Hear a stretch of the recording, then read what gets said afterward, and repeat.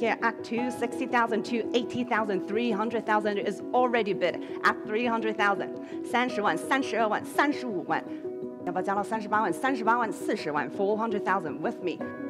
拍卖它的魅力就是你不知道最后这个价格会在哪里，它是一个非常公开、公平、公正的一个交易，所以才会有那么多人喜欢看拍卖。然后也认为说拍卖是一个最好的一个途径，就是能得到一件作品它最高应得的一个价值。60 million, 65 million with Nico, 68 million for you to fund. Yes, 68 million, 6800万。At 68 million, then very sure at 60 million, and last chance and selling for 68 million. Sold.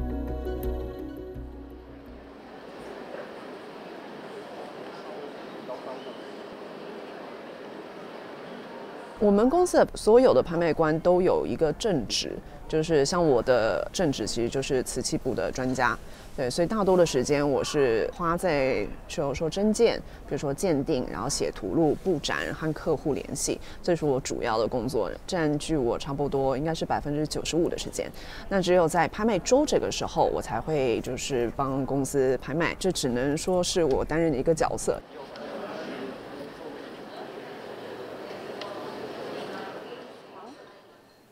这是云中玉燕这场专场中最重要的一件西汉的玉辟邪，对，你看，然后它这只特别的生动，你看它的表情、它的神态，好像要扑到这个恶灵上面，对啊，所以我很喜欢这只。我最喜欢的还是和器物接触，然后和可以一起沟通的人。比如说，我现在在欣赏乾隆的美品，在跟我讲话的这个人，他也可以理解这件为什么那么的重要，它为什么那么的美丽，就是可以达到这样子的一个共识的时候，大家在交流的时候是很开心的。就是拿这样的一个东西在手上有什么样的感觉？应该很震撼吧？就我现在都会觉得说，哇哦，这个太了不起了，就是2000多年前的一个这种工艺水平了。然后还有一种它的这种神态、这种姿态，你知道到现在还是可以触动着我们，我觉得这是很了不起，我觉得是艺术品它的一个魅力。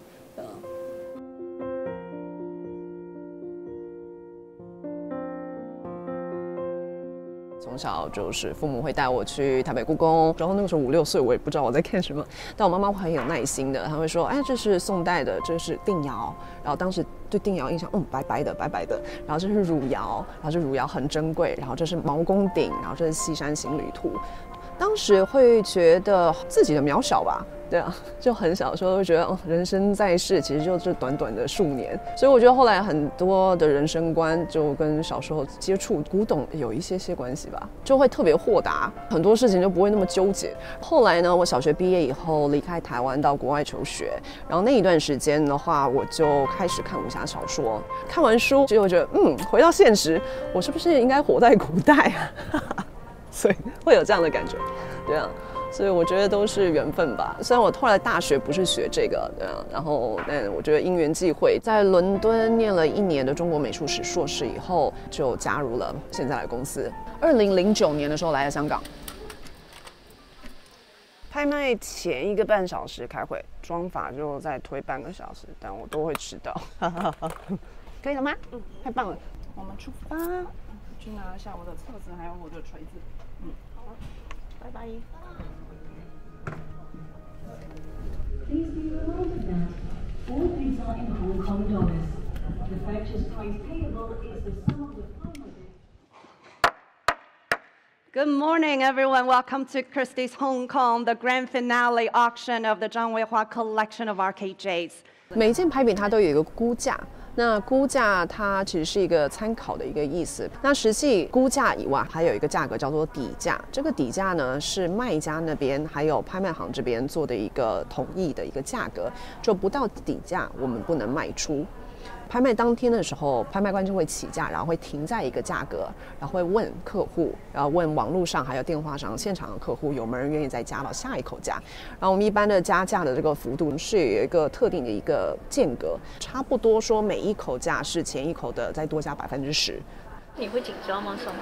刚开始绝对会的。我第一次拍卖的时候，哇，超紧张，对啊，超级紧张。我们拍卖的时候是有一个拍卖师的小册子，然后它一页是有2个牌品，然后有时候我们就是拍完这一页，我都会交给我旁边的 clerk， 然后拍完一页我再拿给旁边。第一次太紧张了嘛，就手一粘一粘就粘了2页过去，然后就开始拍一页，然后听到大家怎么现场有点声音啊，然后就看我同事开始在电话席上就开始笑了，然后我旁边人就提醒我，漏了一页，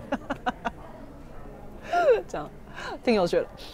本场拍卖的封面作品西汉晚期玉辟鞋 ，and for this very rare lot, I open here at $6 million to start, 6,500,000, 6,500,000 now, 6,500,000, $7 million. 有一次有人问，在网络上看的时候，看这个拍卖官怎么一直动来动去，就你可不可以停下来？然后，但其实实际上的时候，我们的场地非常大，现场坐满的时候可以坐到几百个人，而且我们有电话委托席，这是左边跟右边都有，然后还有网络镜头，要怎么明确的告诉大家现在谁？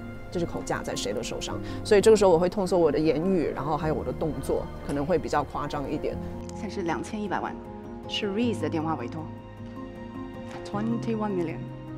然后这也是其实我想要成为拍卖官的一个初衷，因为最早的时候我们的拍卖官主要还是以英文为主，那我们其实有非常多的华人客户，他有时候英文并不是他的母语，所以当时我就希望说我可以利用中文、英文这样同时使用这2个语言的话，就可以和客户就保持一个比较更清晰的沟通。